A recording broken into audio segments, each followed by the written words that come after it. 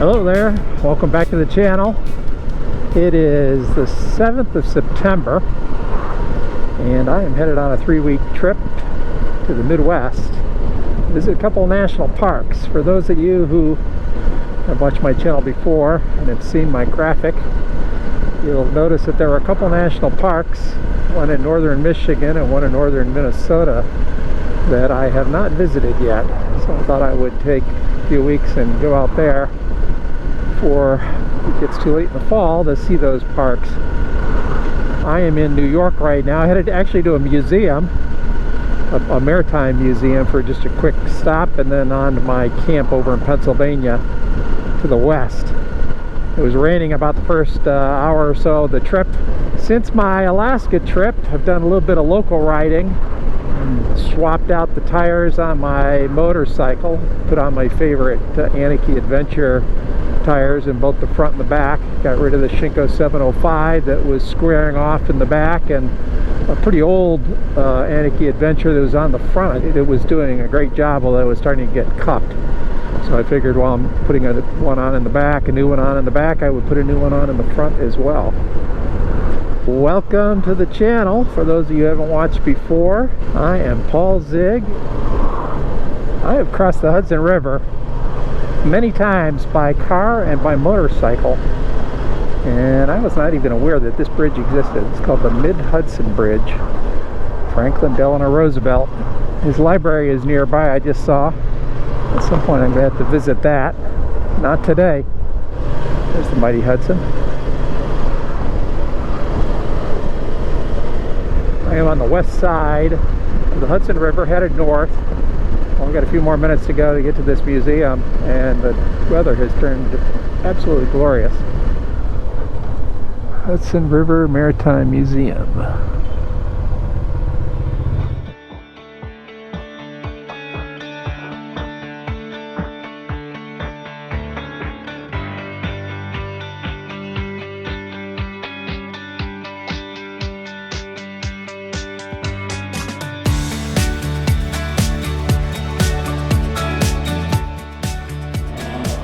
Charles Niles, 1921 to 2015. Model builder.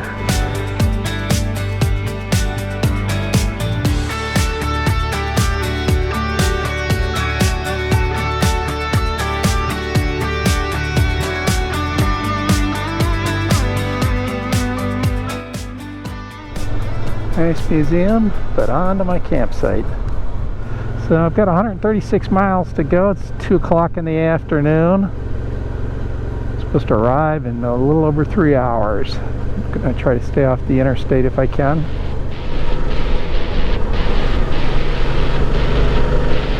Very pretty area.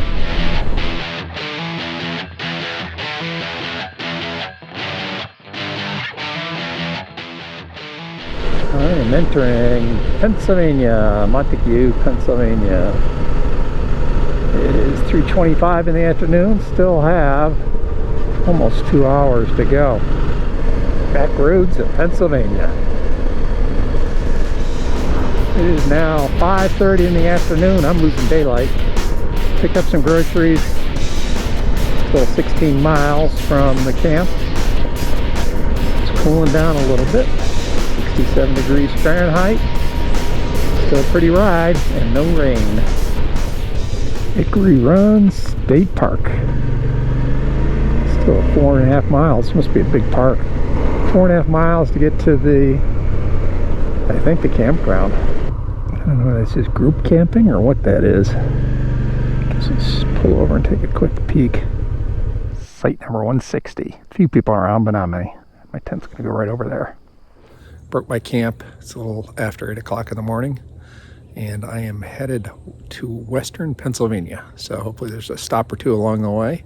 Today it's gorgeous, probably 45, 46 degrees Fahrenheit, so it was pretty chilly last night.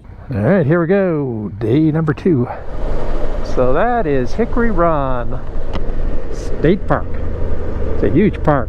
It has something like 40 miles of trails. I don't know how many thousands of acres. It's quite large. Pennsylvania has some fun backcountry roads, that is for sure. I'm out of the state park, but I think I'm going into an adjoining state park. There's not much sunlight back here, so I'm not sure how good the video is. But it's a nice little place to ride. What a beautiful back road this is.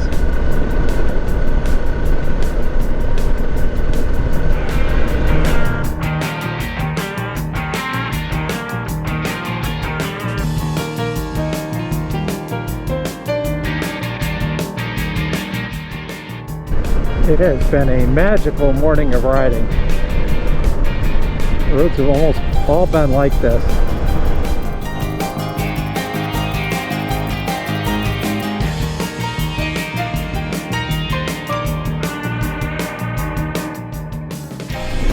Lots of farmland.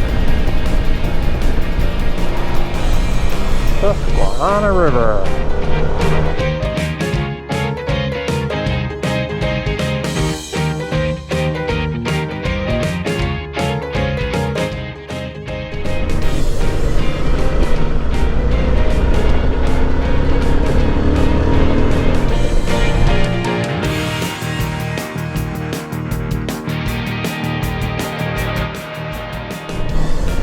Bald Eagle State Forest. 28 miles to go to Penn's Cave. I'm going to see if I can get a tour of the cave. I believe they start them on the hour. Oh, this looks like a nice little spot to pull off.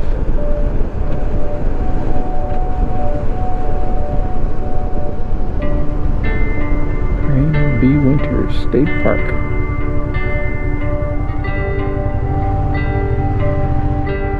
Very nice. What a beautiful bay.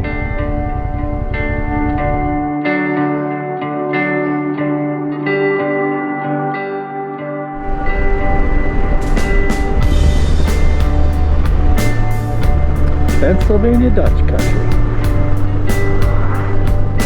Scare the animals.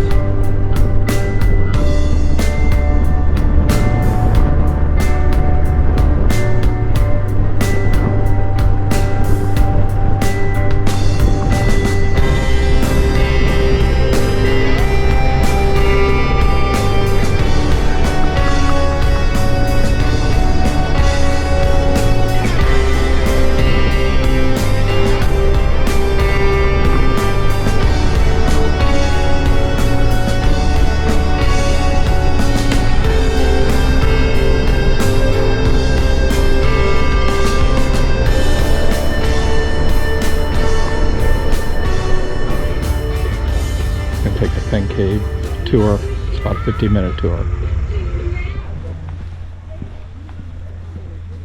Is this the only cave like this here in Pennsylvania?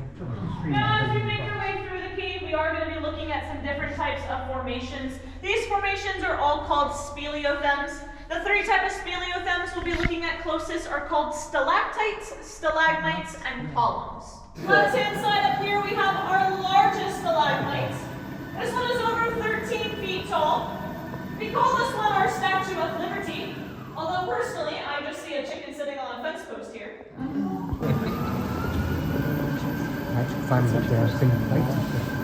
going to be a little bit of splashing, just because I put the motor in reverse.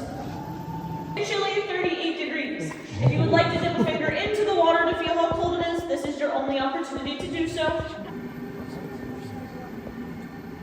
As this water flows for a very long period of time, it will eventually create a formation that we call flowstone. Small formations like this can take up to 200 years just to grow an inch. Larger formations like the flowstone to your right and the flowstone directly ahead of us here can take up to 500 years to grow an inch. So to give you an idea of how much a stalactite grows in a single year, it's about the thickness of a single sheet of paper.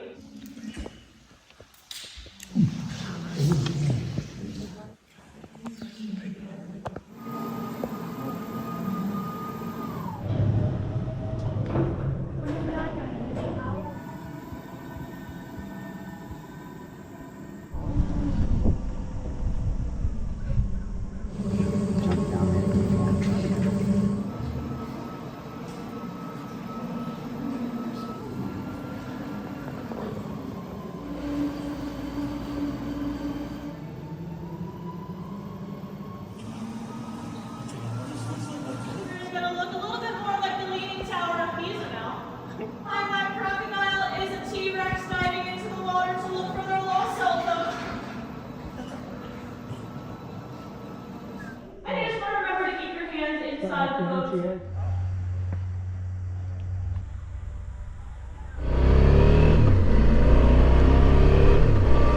Well, I've been in a number of caves. I've never been in one that you take a boat ride through, so that was unique.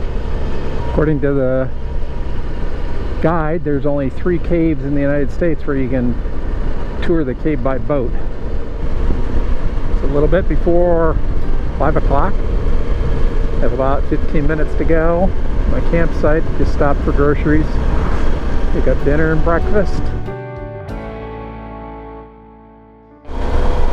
The signs into this campground aren't particularly well done. So I stopped at the park office, which is closed at 4. And fortunately they did have a halfway decent map that I took a picture of. And the lobby to the park office was open.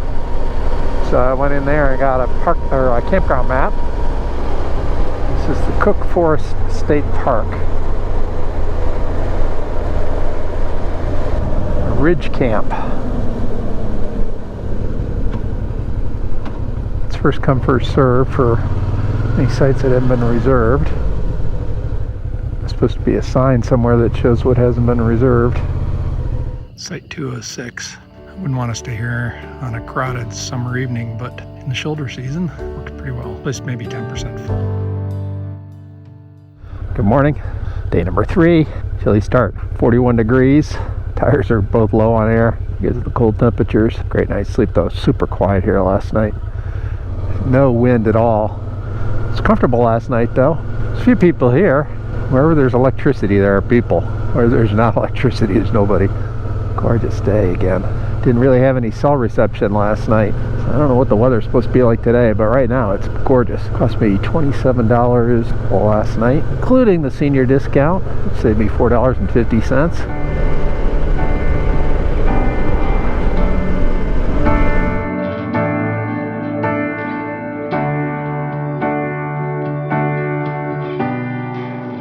I am entering Titusville, 1859. Birthplace of the oil industry in the United States. Wednesday through Sunday. Ah! It's Tuesday. Okay. Maybe I'll catch it on the way back. Let's just see what it says. On this site, Colonel Edwin Drake struck oil August 27th, 1859. The birth of the petroleum industry. It's like an interesting place. There's an oil tower back there.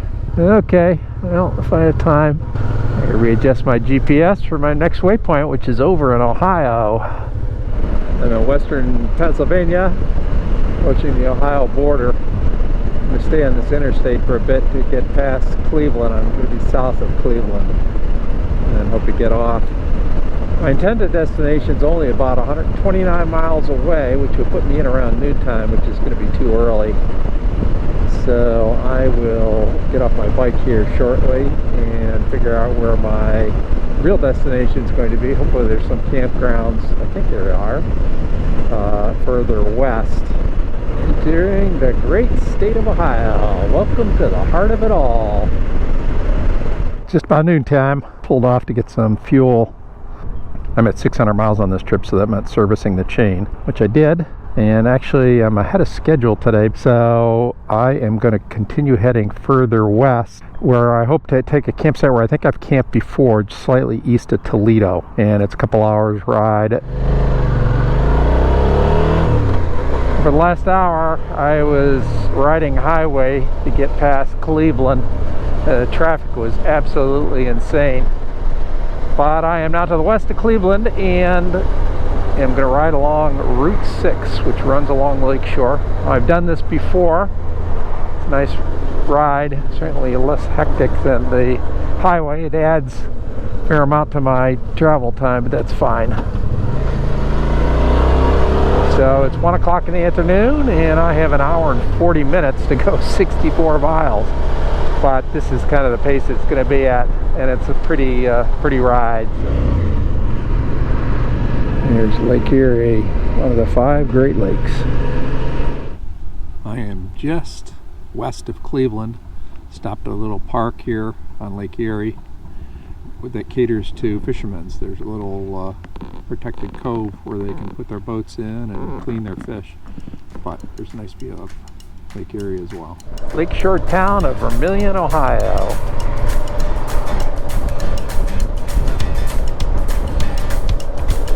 Well, I stopped, picked up some dinner. 3:30, which is good. A little bit of an early stop today, and I'm still east of Toledo. East Harbor State Park, which I believe I visited on my Four Corners tour 4 years ago. I also remember that during the evening, made a mistake and left trash in a bag on my picnic table, and a raccoon happened by at 2 in the morning. So I got up, shooed him away, and walked a quarter mile to where their trash was to dispose of that, to get rid of him. Go up here and see if we can get a spot to stay tonight. Okay, here we are, 8:48. Tent was a little damp from last night, so I'm going to let it dry out before I put the cover on it. Got some dinner from grocery store. Absolutely beautiful day. No clouds in the sky, a little bit of a breeze. I mentioned to the ranger at the check-in that last time I was here, which I think was 4 years ago, I had an encounter with a raccoon, and she said, oh, well, last year they had like 50 raccoons, and they were all over the place and causing a mess. And she said this year they've only had the report of 1. So, don't know what happened to the raccoon population, but hopefully they won't bother me tonight. Off in the distance there you see the campers all tied into electricity, and then up close here are the ones that don't have electricity. There's like 2 other people that are here, one way out there, circle all the way around here. There's my tent, and there's the other one. So there is definitely a benefit not being tied into electricity or water.